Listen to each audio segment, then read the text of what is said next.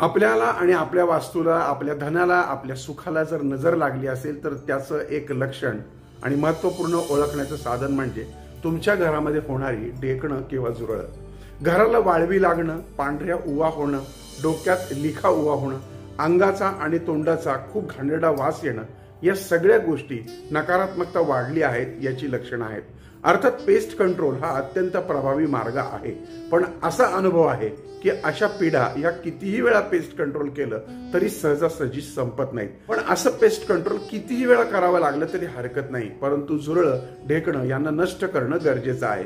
पांढऱ्या या उवा या अत्यंत दारिद्र्यकारक असतात। कपड्यांमध्ये ढेकणं, पांढऱ्या उवा होणं हे अत्यंत घाणेरडं लक्षण आहे। त्या आपल्याला दरिद्रता येणार आहे असं समजायला हरकत नाही।